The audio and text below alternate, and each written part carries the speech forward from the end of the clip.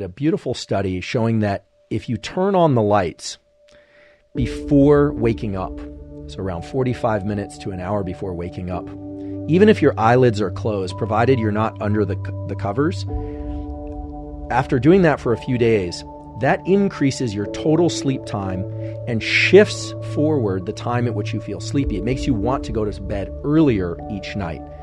Now, in a kind of diabolical way, they did this with teenagers who are notorious for wanting to wake up late and stay up late. And what they found was bright light flashes, just turning on the lights in their environment, overhead lights, because they're trying to activate the system, and that's why they're using overhead lights. Even through the eyelids, before these kids woke up, then made those kids naturally want to go to bed earlier, and they ended up sleeping longer. So that's something you could try. You could put your lights on a timer to go on early in the day before you wake up. You could open your blinds so that sunlight is coming through. And again, if you curl up under the covers, then it's not going to reach these neurons. But it's remarkable the light can actually penetrate the eyelids, activate these neurons, and go to the central clock.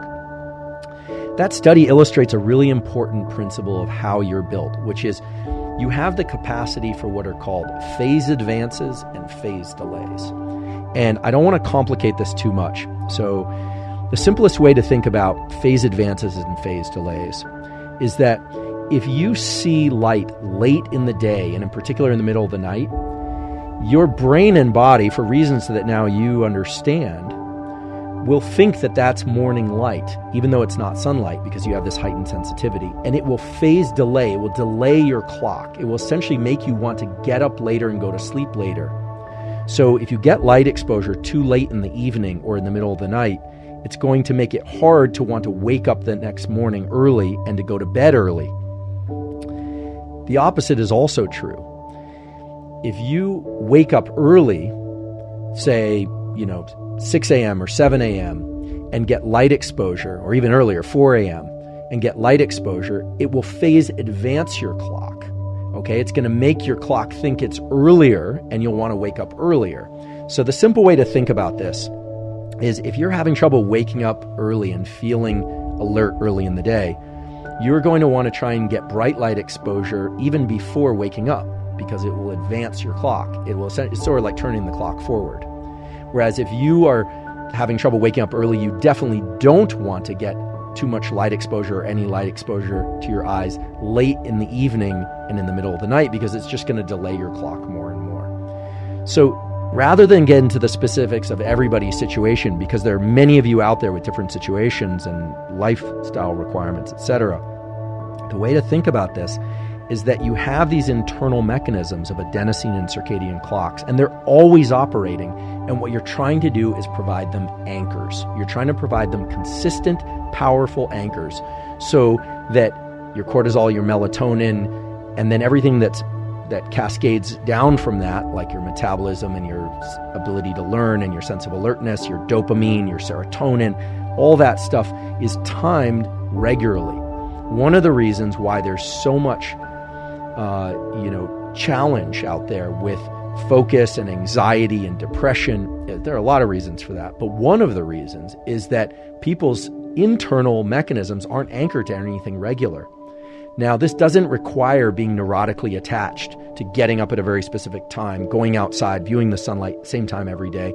These systems, again, will average. But if you can provide them consistent light anchors early in the day and in the evening and avoiding light at night, you will be amazed at the tremendous number of positive effects that can come from that at the level of metabolic factors, hormones, and just general feelings of well-being. In fact, most of us are familiar with what it is to not sleep well and all the terrible effects that has. Maybe one night you're fine, 2 nights even. For the new parents out there, I sympathize with you. But most people are not familiar with what it is to sleep really, really well on a consistent basis. And when you start doing that by controlling your sleep environment, right? Get the proper sleep surface, get the proper pillow, get the temperature in the room right, get your light exposure right, start timing your exercise at normal periods or times throughout the day and week. It's amazing how many other biological systems just naturally fall in line. And this is why whenever people ask me, what should I take? Which is one of the most common questions I get. What supplement should I take? What drugs should I be taking? What things should I be taking? The first question I always ask them is, how's your sleep? And 90% of the time, they tell me they either have trouble falling asleep or staying asleep, or they don't feel rested throughout the day. A brief note about naps. Naps, provided that they're less than 1 ultradian cycle, provided they're 20 minutes or 30 minutes or even an hour, can be very beneficial for a lot of people. You don't have to take them, but many people naturally feel a dip in energy and focus late in the afternoon. In fact, if we were going to look at wakefulness, what we would find is that you get that morning light exposure, hopefully, your cortisol goes up, people start feeling awake, and then around 2 or 3 or 4 in the afternoon, there's a spike in everything from alertness to ability to learn. Some metabolic factors drop, and then it just naturally comes back up, and then it tapers off as the night goes on. So for some of you, naps are great. I love taking naps. Some people, they wake up from naps feeling really groggy. That's probably because they're not sleeping as well as they should at night, or as long as they should at night, and so they're dropping into REM sleep or deeper forms of sleep in the daytime. And then they wake up and they feel kind of disoriented. Other people feel great after a nap. So that's another case where, just like with caffeine, you sort of have to evaluate for yourself.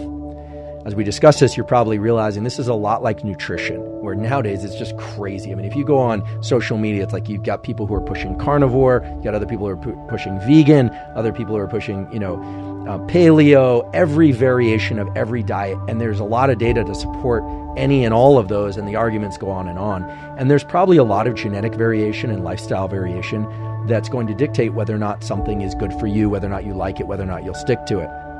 The same thing is true for circadian and sleep and wakefulness behaviors, except the light viewing behavior that I talked about before. There's no way around that. That's hardwired into our system. The same way we could factually say that everybody needs some nutrition at some level from some source. Everybody needs light information arriving in their system in some way at regular intervals. So that's really what this is about. Okay, so naps are going to be good for some people, not for others. I have a colleague, a very accomplished neuroscientist, who likes to take naps just after lunch. I personally like to take a nap around 3 or 4 p.m. But there's a practice that I've adopted in the last 5 years that I've found to be immensely beneficial that is sort of like napping, but isn't napping. It's a thing that they call yoga nidra. Yoga nidra actually means yoga sleep. And it's a sort of meditation that you listen to. There are a number of scripts, I've talked about this on podcasts, that allows you to consciously bring your entire body and mind into a state of deep relaxation. And sometimes you fall asleep and sometimes you don't. This is done for 10 to 30 or even 60 minutes at a time. The other thing that works really well is meditation. So I'm talking about naps, but I'm also talking about yoga nidra, which is sort of a form of meditation, and then more standard forms of meditation. All 3 of those do something powerful, which is that they bring our mind into a state of less so-called sympathetic nervous system activation. Go back and listen to episode 1 if that doesn't make any sense, which is what governs your alertness. And instead, it activates cells and circuits in your body that promote the parasympathetic nervous system or the calming system. A lot of people are not good at falling asleep because they're not good at calming down. So some people have no trouble falling asleep, but many people have a hard time falling asleep, or at least every once in a while experience challenges falling asleep. I don't have problems falling asleep most nights, but I've noticed that if I'm working very hard or if the world is particularly stressful, my mind gets into a bit of a kind of OCD loop where I tend to ruminate on things, and I'm not even thinking about anything in particular. It's just challenging for me to disengage and fall asleep. Meditation and yoga nidra scripts have been immensely helpful for me in terms of accelerating the transition to sleep. So they involve taking a few minutes, 10 to 30 minutes or so, just like you would for a nap, and just listening to a script almost passively. And it has you do some particular patterns of breathing and some other kind of body scan-like things that can really help people learn to relax, not just in that moment, but get better at relaxing and turning off thinking in order to fall asleep when they want to do that at night.